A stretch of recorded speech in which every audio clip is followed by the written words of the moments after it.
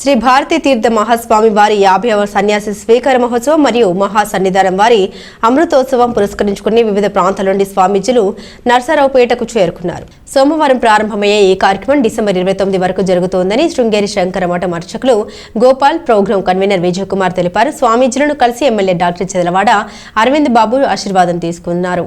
నర్సరావుపేటలోని శృంగేరి శంకర మఠంలో ఈ సందర్భంగా శ్రీ శంకర భాష్య పారాయణ అంజలి జరుగుతుందని ప్రోగ్రాం కన్వీనర్ కపలవాయి విజయ్ కుమార్ వెల్లడించారు.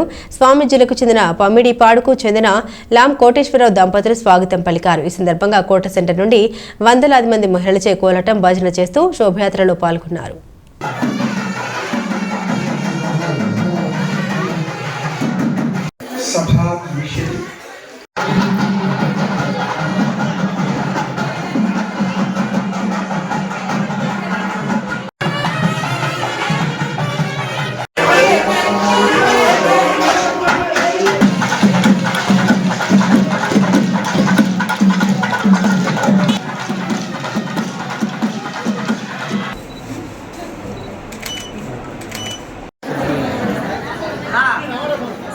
దయచేసి కాశీ,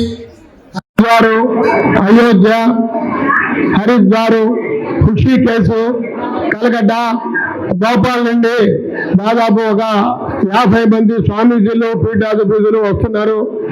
కేవలం ఈ కార్యక్రమం సంవత్సరానికి ఒకసారి పెడతారు. వీళ్ళందరూ పెద్ద పెద్ద పట్టణాల్లో పెడతారు.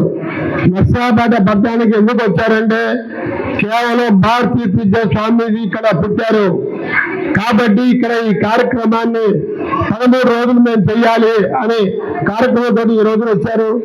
అదే రకంగా ఈ రోజు విజయ కళ్యాణ మండపం నుంచి ఈ స్వామీజీలతో పాటు నర్సరావుపేట మా వైశ్య సోదరులు, మిగతా సోదరులు అందరూ చాలా కార్యక్రమాన్ని పోరాటం చేసుకుంటూ వచ్చారు. అదే రకంగా సింధు స్కూల్ పిల్లలు, అదే రకంగా మా ఎన్సీ విద్యార్థులు, ప్రముఖులు ఈ రకంగా ఊరేగింపు పోరాటంతో నర్సరావుపేట జరగడం 20 సంవత్సరాల్లో ఇదే.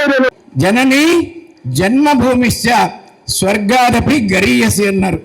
ఎంత మహానుభావులైనా ఆదిశంకరాచార్యులైనా తన పుట్టిన ఊరంటే ఎంతో సంతోషం. నరసరావుపేటలో పుట్టి పెరిగి శృంగేరి క్షేత్రంలో జగత్ప్రఖ్యాతి పొందిన శారదా పీఠద 35వ అధిపతి అయి స్వామివారు విరాజితున్నారు. భీమలింగేశ్వర స్వామి దేవాలయానికి శంకుస్థాపన చేశారు. ఉత్తరాధికారి శ్రీ శ్రీ విధుశేఖర భాస్వామి గారు 2018లో మహాకుంభాభిషేకం చేసి నర్సరావుపేట ప్రజలందరికీ అంకితం చేశారు.